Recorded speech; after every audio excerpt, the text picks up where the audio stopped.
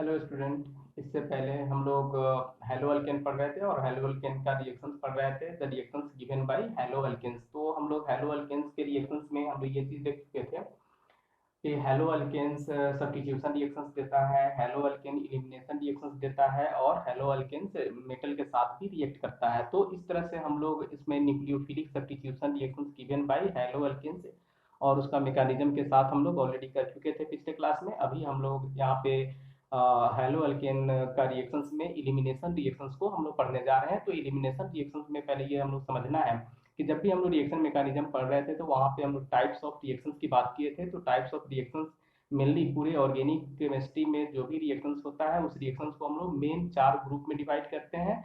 एक था substitution reaction, दूसरा था एडिशन रिएक्शन, तीसरा एलिमिनेशन रिएक्शन और चौथा रीअरेंजमेंट रिएक्शन। तो इसमें हम लोग एलिमिनेशन रिएक्शंस के बारे में यहाँ पे डील कर रहे हैं हेलो अल्केन के रेस्पेक्ट में। तो हेलो अल्केन के रेस्पेक्ट में हम लोग कहते हैं कि एलिमिनेशन रिएक्शंस किसको बोलते हैं।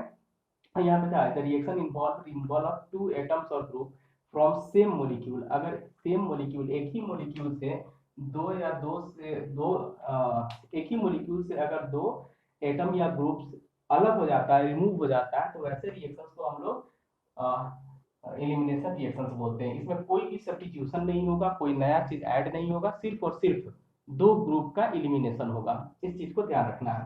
दूसरा हम लोग का है यहाँ पे एलिमिनेशन रिएक्शन ऐसा मॉलिक्यूल देता है जिसके पास कोई ना कोई लिविंग ग्रुप या न्यूक्लियोफिलिक ग्रुप जरूर होना चाहिए। नेक्स्ट उसके बाद है कि ऐसा कौन सा ग्रुप हो सकता है जो जनरली एलिमिनेशन रिएक्शंस करता है। तो ऐसा ग्रुप के बारे में हम लोग देखेंगे कि ये सब ग्रुप है जिसके पास OH2 प्लस आ जाए, NR3 ग्रुप हो, X ग्रुप हाइड्रोजन ग्रुप हो। मेनली हम लोग को ये वाला चीज पढ़ना है।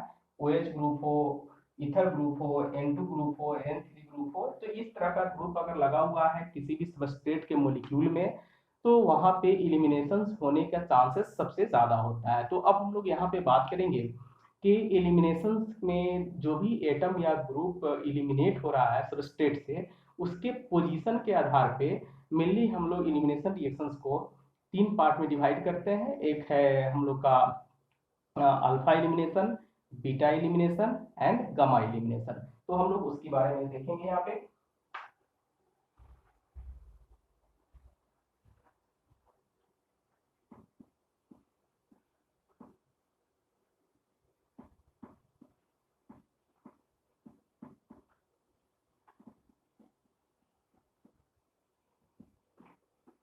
तो यहाँ पे हम लोग लिखेंगे on the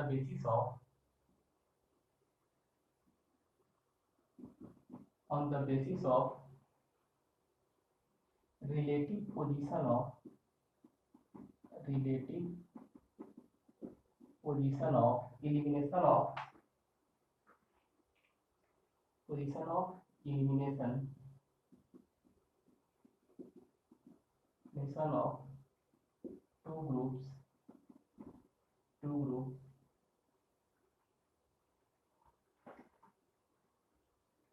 the reaction is the elimination reaction is of following types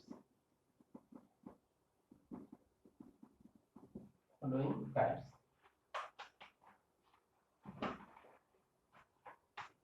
तो इसमें हम लोग एलिमिनेशन रिएक्शन कितने तरह का होगा। तो यहाँ पे होगा अल्फा एलिमिनेशन,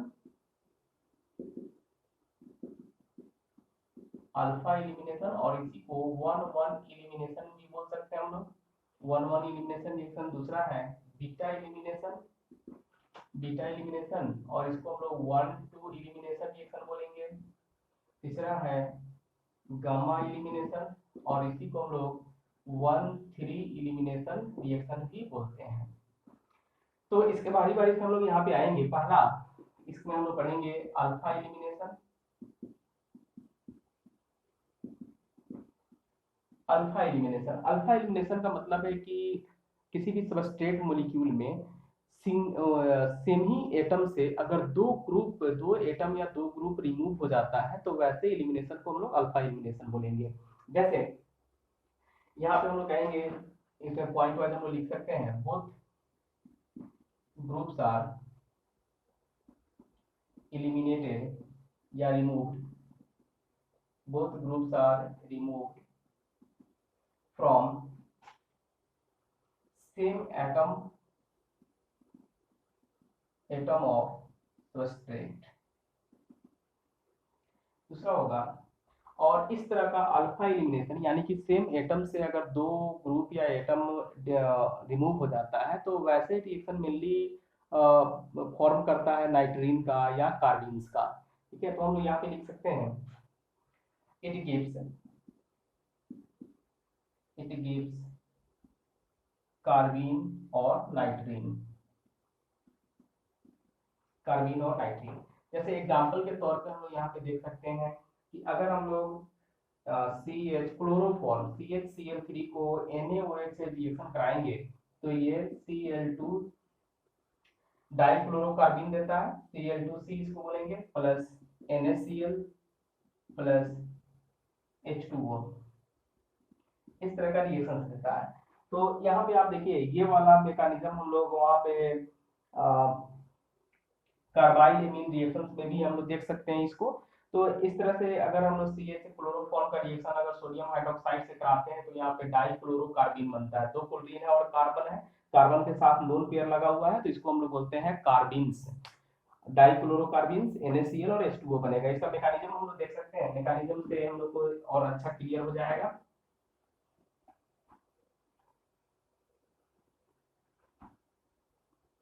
तो मैकेनिज्म में देखिए यहाँ पे कैसे निकलता है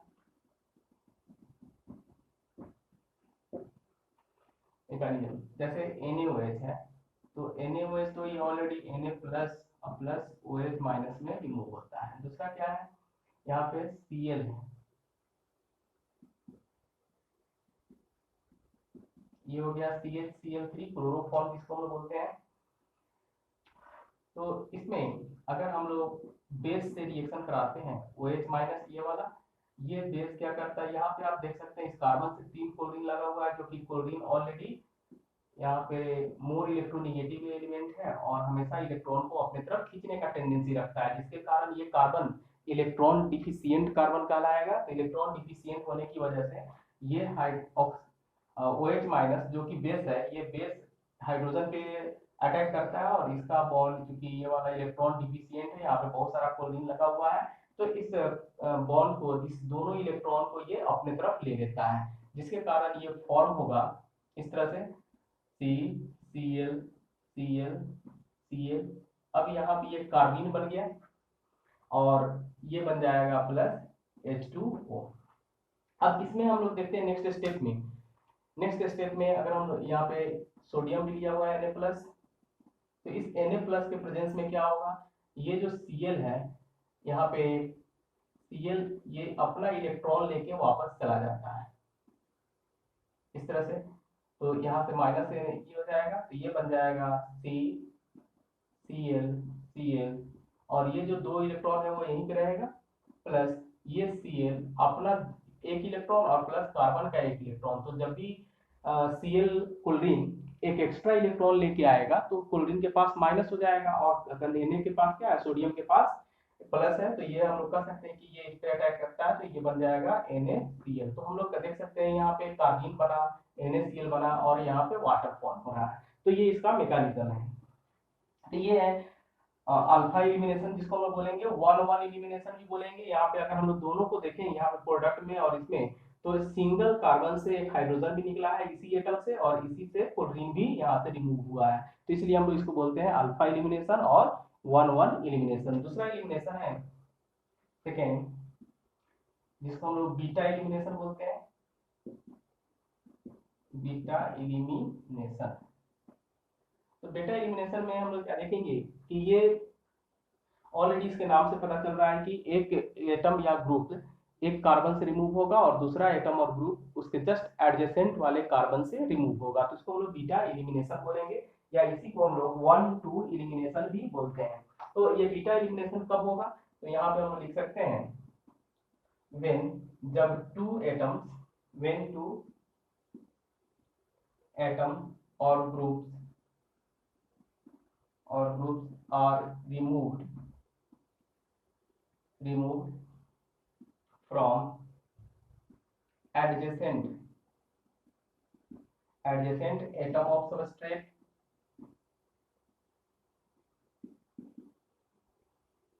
एटम ऑफ सबस्ट्रेट। जैसे एग्जांपल के तौर पे हम लोग देख सकते हैं यहाँ पे, एग्जांपल की तरह CH2, इसको हम लोग CH3 था, CH3 को हम लोग CH2 और H लिख दें, थोड़ा सा समझने में आसान हो जाएगा। और यहाँ पे ये Cl है, तो ये हो गया हेलो अल्केन। हेलो अल्केन में अगर हम लोग यहाँ पे अल्कोहलिक KOH डालते हैं इसमें, इस तरह से अल्कोहलिक KOH, तो यहाँ से एक हाइड्रोजन और यहाँ से Cl निकल जाता है, तो ये बनता है CH2। कोई भी हम लोग गैस ले सकते हैं यहाँ पे, कोई जरूरी नहीं है कि अल्कोहलिक KOH ले, कोई भी गैस हम लोग ले सकते हैं। जैसे अगर हम लोग यहाँ पे ये भी ले सकते हैं, इस अल्कोहलिक KOH के बारे में डिटेल हम लोग बात करेंगे, लेकिन इसमें अगर हम लोग देखें जैसे C2H5O-, इस तरह से, तो ये बनता है CH2 double bond CH2 plus C2H5OH plus Cl-। इस तरह से इसका भी मैकेनिज्म हम लोग देख सकते हैं, आगे नेक्स्ट हम लोग देखेंगे। तो ये हम लोग क्या देख रहे हैं कि यहाँ पे Cl ये 1 नंबर एटम और ये 2 नंबर एटम से निकला है, तो इसीलिए हम लोग कहेंगे कि हाइड्रोजन क्लोरीन यहाँ से और हाइड्रोजन यहाँ से निकला है, तो इसको 1-2 एलिमिनेशन भी बोलेंगे। वैसे भी अगर हम लोग देखते हैं कि हेलो अल्केन में क्लोरीन जिस कार्बन से जुड़ा हुआ होता है उस कार्बन को हम लोग अल्फा कार्बन कहेंगे, और उसके जस्ट बगल वाले कार्बन को बीटा कार्बन कहते हैं। दैट मीन्स कि हम लोग यहाँ पे देख सकते हैं कि ये हो गया आपका अल्फा कार्बन, क्लोरीन जिस कार्बन से जुड़ा हुआ है ये अल्फा हो गया, और ये वाला बीटा कार्बन हो गया, तो अल्फा बीटा एलिमिनेशन भी बोलेंगे, और इसी को हम लोग 1-2 एलिमिनेशन बोलते हैं।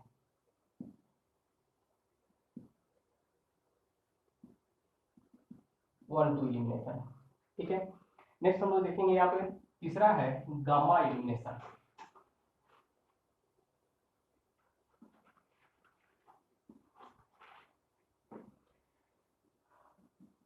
थर्ड है गामा एलिमिनेशन। गामा एलिमिनेशन लिखेंगे या फिर इसको हम लोग, और इसी को 1-3 एलिमिनेशन भी बोलते हैं। इस एलिमिनेशन रिएक्शंस में जनरली क्या होगा कि एक एटम फर्स्ट एटम से कार्बन से निकलेगा, और दूसरा जो एटम होगा रिमूव होने वाला वो थर्ड कार्बन से निकलेगा। तब हम लोग ऐसे थर्ड कार्बन या थर्ड एटम पोजीशन से निकलेगा, तो उसके पोजीशन के आधार पर हम लोग कहेंगे 1-3 एलिमिनेशन या गामा एलिमिनेशन। तो इस तरह से गामा एलिमिनेशन में आप देख सकते हैं यहाँ पे मेनली ये साइक्लिक फॉर्मेशन होने के लिए ऐसा एलिमिनेशन होता है जिसमें साइक्लिक बनता है। तो हम लोग यहाँ पे लिख सकते हैं इसमें when two atom or groups when two atoms or groups are eliminated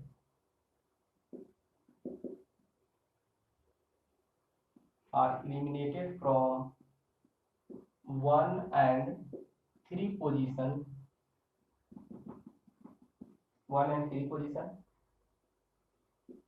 and form three-membered ring.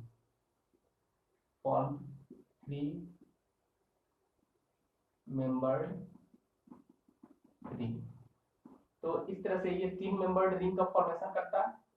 इसका एग्जांपल हम लोग देख सकते हैं, अगर हम लोग यहाँ पे लिखे इस तरह से HO CH2 C, इसको अगर हम लोग रिएक्शन कराते हैं NaOH से, तो ये रिएक्शन देता है CH2 इपॉक्सी इथेन बनाता है, CH2 इस तरह से साइक्लिक ईथर का फॉर्मेशन कर रहा है, और प्लस NaCl प्लस H2O। इसका भी मैकेनिज्म हम लोग देख सकते हैं इसमें यहाँ पे कैसे फॉर्म होता है। इसका मैकेनिज्म में अगर हम लोग देखें ऐसे मैकेनिज्म, तो ये वाला बेस है Na प्लस OH माइनस में टूटेगा, तो हम लोग यहाँ पे लिख सकते हैं इसका बेस पहले अटैक करता है इस तरह से OH माइनस, और ये जुड़ा हुआ है HO CH2 Cl। ये करता क्या है, ये जो बेस है स्ट्रॉन्ग बेस, तो हम लोग यहाँ पे देख सकते हैं कि ये वाला हाइड्रोजन पे अटैक करता है, प्रोटॉन लेने की कोशिश करता है, क्योंकि ये बेस है, इसके पास माइनस चार्ज है, H प्लस इसको रिक्वायरमेंट है, ये इलेक्ट्रॉन इसके पास चला जाता है।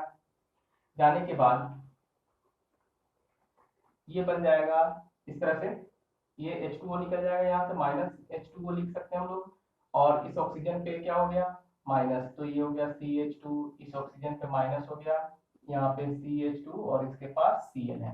नेक्स्ट स्टेप में ये Cl, क्योंकि Cl मोर इलेक्ट्रोनेगेटिव एटम है, ये अपना इलेक्ट्रॉन लेके चला जाता है और इस कार्बन पे पॉजिटिव आएगा तो ये ऑक्सीजन का माइनस इस कार्बन पे अटैक करेगा, और अटैक करने के कारण यहाँ पे हम लोग देख सकते हैं इसके कारण क्या होगा, CH2,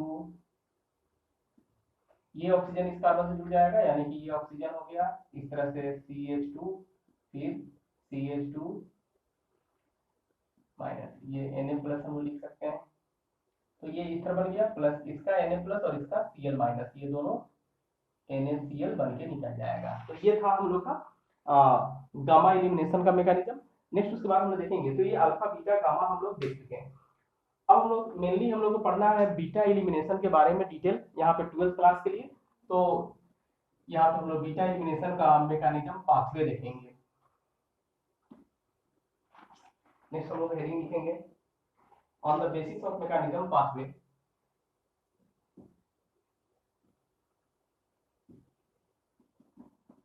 basis of mechanism pathway,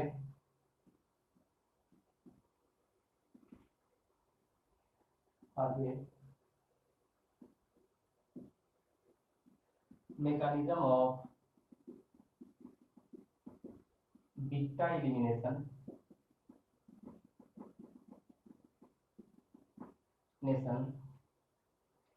is of three types.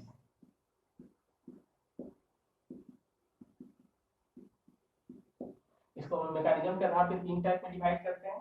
तो ये बीटा एलिमिनेशन हम लोग देख सकते हैं,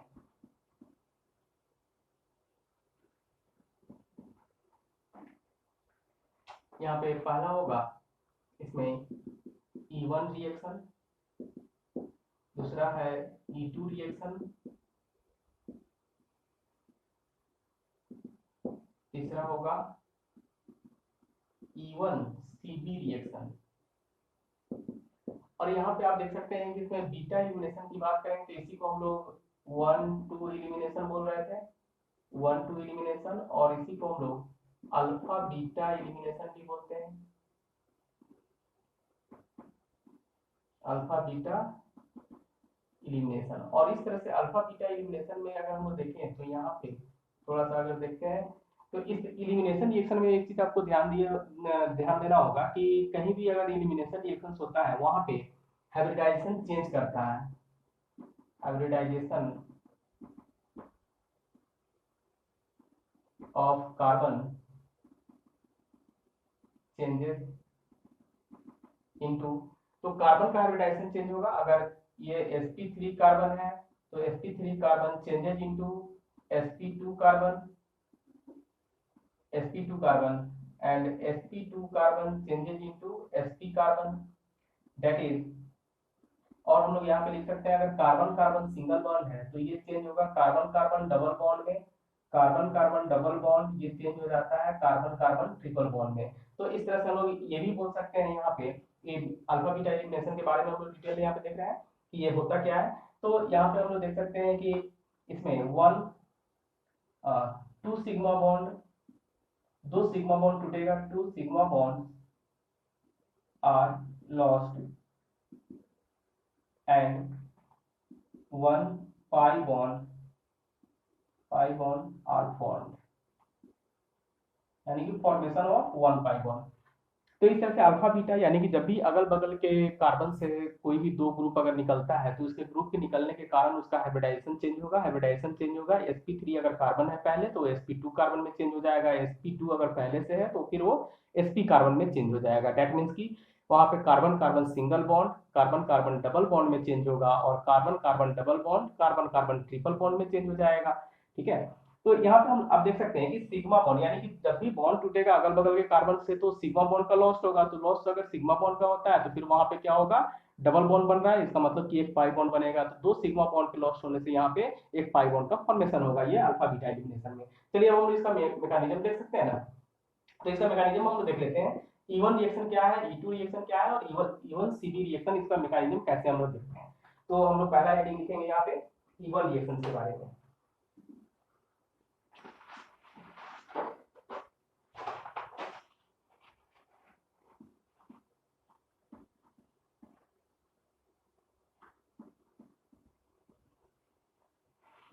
चलिए अब हम लोग आते हैं यहाँ पे इवन रिएक्शन। तो जिस तरह से सब्स्टिट्यूशन रिएक्शन आप लोग पढ़ चुके हैं, उसी तरह से इवन रिएक्शन को भी हम लोग को पढ़ना है।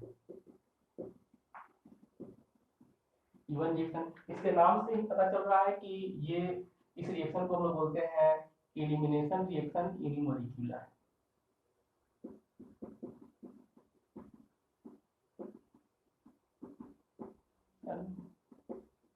यूनिमोलिक्यूलर, या हम लोग ऊपर में लिख सकते हैं यूनिमोलिक्यूलर मोलिकुलर एलिमिनेशन रिएक्शन। इसके नाम से ही पता चल रहा है कि ये यूनिमोलिकुलर है। इसका मतलब है कि कहीं भी अगर रिएक्शन यूनिमोलिकुलर होता है, इसका मतलब उसका रेट ऑफ रिएक्शन सिर्फ और सिर्फ एक ही मोलिक्यूल के कंसंट्रेशन पे डिपेंड करेगा। तो हम लोग यहाँ पे लिख सकते हैं इवन रिएक्शन के बारे में, the rate of reaction depends only on the concentration of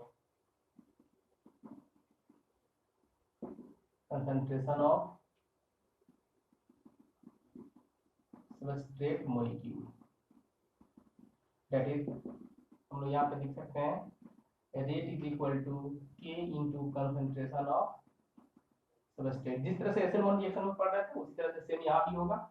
और ऑलरेडी लिखा हुआ है कि ये यूनिमोलिकुलर रिएक्शन होता है, तो यूनिमोलिकुलर यहाँ पे ये भी 2 स्टेप में होता है। It occurs in 2 steps, 2 step होगा।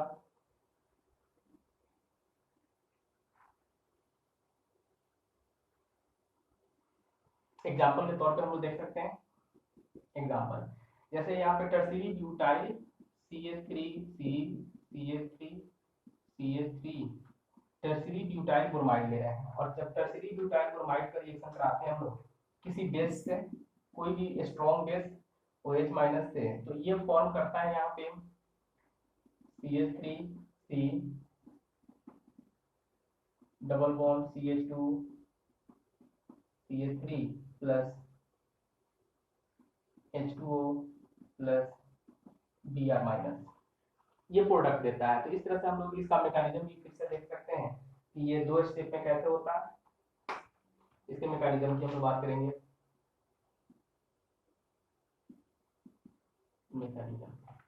मैकेनिज्म में जैसा कि हम लोग देखें ये 2 स्टेप प्रोसेस है, तो फर्स्ट स्टेप में हम लोग लिखेंगे यहाँ पे स्टेप फर्स्ट। जिस तरह से SN1 रिएक्शन का फर्स्ट स्टेप हो रहा था कि उसमें कार्पेटाइन बन रहा था और जो भी हैलोजन था वो रिमूव हो रहा था, तो वहां भी हम लोग देख रहे थे कि जो बॉन्ड टूटने वाला जो प्रोसेस होता है वो जनरली स्लो प्रोसेस होता है। और बॉन्ड टूटना है, यानी कि कहीं भी बॉन्ड अगर ब्रेकिंग होता है तो हमेशा याद रखना है कि वहां पे एनर्जी का रिक्वायरमेंट जरूर होता है, यानी कि बॉन्ड टूटने वाला जो प्रोसेस होता है वो हमेशा और हमेशा एंडोथर्मिक प्रोसेस होता है। तो इस तरह से फर्स्ट स्टेप में आप देख सकते हैं इस तरह से स्टेप फर्स्ट। तो इस फर्स्ट स्टेप में क्या होगा, फॉर्मेशन ऑफ कार्पेटाइन, यानी कि हेट्रोलाइटिक बॉन्ड फिशन होगा यहाँ पे, heterolytic bond fission occurs and formation of carpetine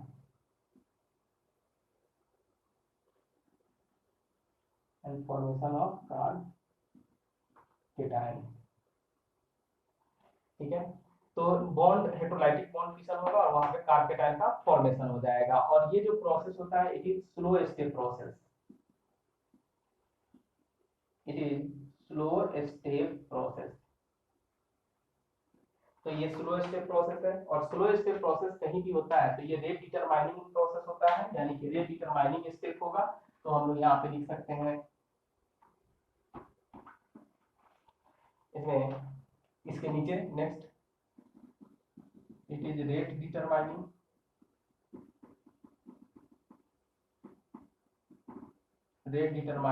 step. ठीक है।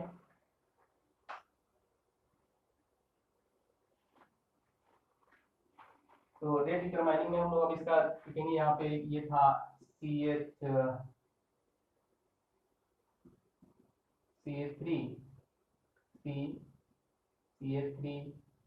CH3 Br, और ये प्रोसेस ऐसा स्लो था, तो ये बनेगा हम लोग का CH3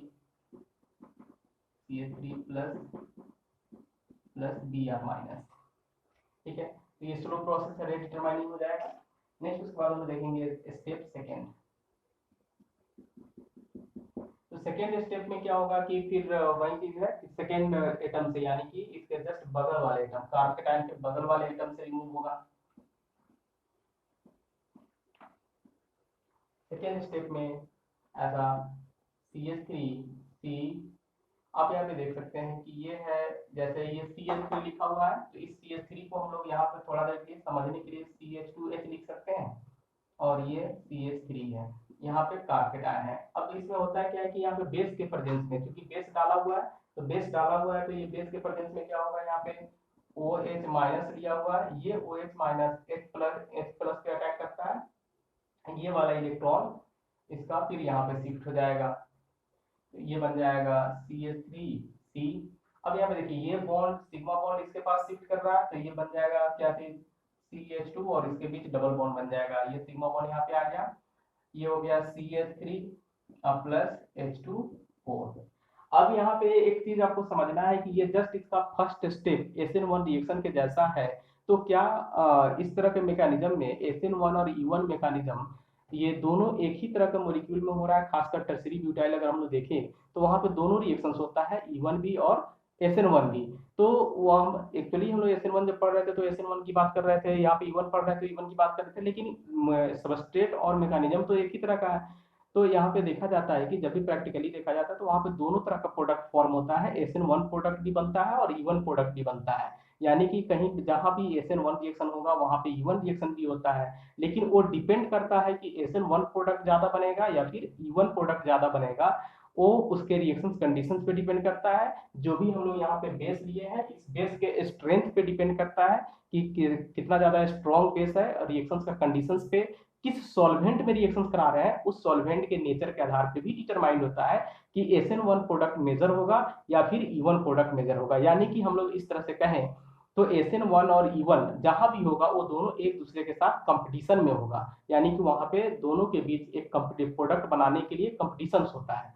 तो देखा क्या जाता है जनरली कि अगर बेस अगर का साइज छोटा है और वो स्ट्रॉन्गर है तब वो आसानी से सब्स्टिट्यूट कर देता है, लेकिन अगर बेस छोटा है, मतलब बड़ा साइज का है, बहुत बड़ा बल्कि ग्रुप है और स्ट्रेंथ भी उसका ज्यादा है, तब वहां पे वो प्लस कार्बोकेटाइन पे अटैक ना करके वो क्या करेगा, कार्बन से कार्बोकेटाइन के जस्ट बगल वाले कार्बन से हाइड्रोजन को प्लग कर लेता है।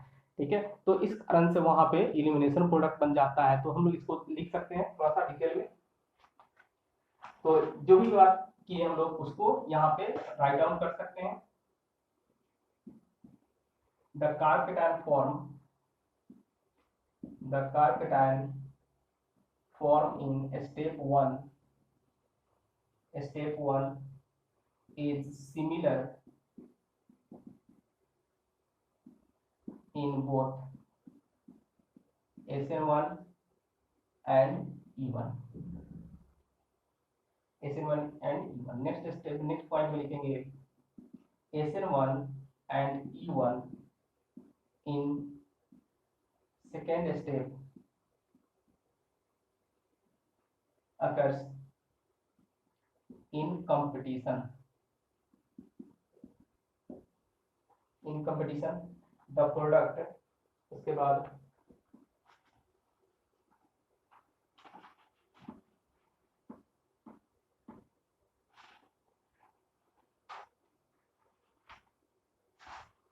नेक्स्ट, इसके बाद इस पॉइंट के बाद लिखेंगे यहाँ पे the product form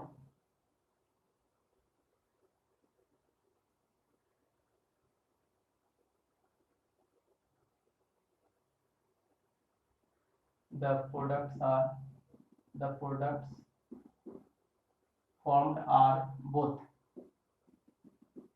SN1 and E1 product, E1 product, E1 product. The ratio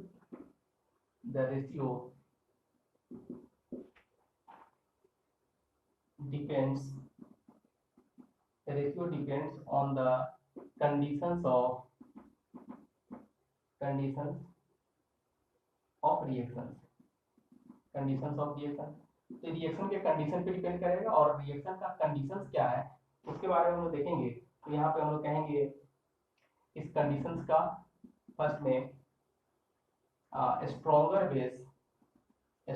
base, और यहाँ पे एंड बल्कियर बेस भी लिख सकते हैं, bulkier base, comma high temperature and decreasing solvent polarity,